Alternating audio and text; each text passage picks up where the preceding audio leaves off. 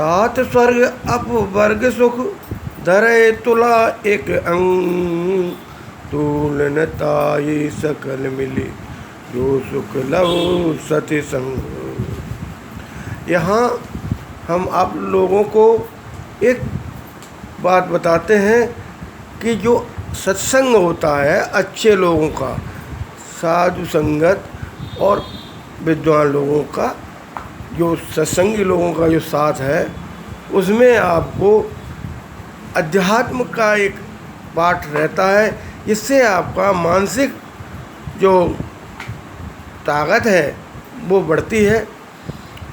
तो ऐसा बताया कि आप सारे सुखों को, मोक्ष को, पैसे को एक तरफ रखें, सत्संगत को एक तरफ रखें।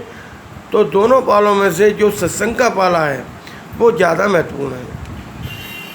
हनुमान जी का भी सत्संग से काफ़ी वो था, तो उन्होंने लंका में प्रवेश किया, भगवान श्री राम जी का स्मरण किया। और जब हम भगवान का नाम लेते हैं तो सारे कठिनाई वाले काम खत्म हो जाते हैं। तो यहाँ जब हनुमान जी आगे बढ़ते हैं तो उन्होंने कहा कि अगर पूरा रूप रखेंगे तो हमें लंकावासी देख लेंगे, इसलिए उन्होंने छोटा सा रूप रखा। छोटा सा रूप रखा, आप कहेंगे क्यों रखा? हनुमान जी को 8 सिद्धियाँ प्राप्त थीं, अष्ट सिद्धि, 9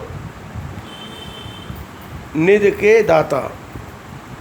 8 सिद्धियों से वो जैसा चाहते थे वैसा कर लेते थे।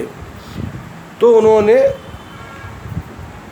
हर घर घर जाकर लंका में देखा, रावण का सैन्य कक्ष देखा और भी योद्धाओं के सैन्य कक्ष देखे, लेकिन सीता माता का कोई पता नहीं पड़ा। जब सीता माता का पता नहीं पड़ा तो वो ब्राह्मण का स्वरूप बना करके और विभीषण के जो मकान पर है वो रामांकित, राम का नाम लिखा हुआ था।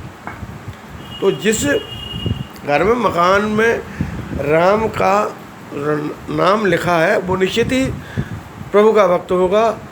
तो वहाँ ब्राह्मण रूप में वो गए और विभीषण जी आए, उनसे मुलाकात हुई है। और फिर आगे का वर्णन हम आपको अगले उसमें बताएंगे।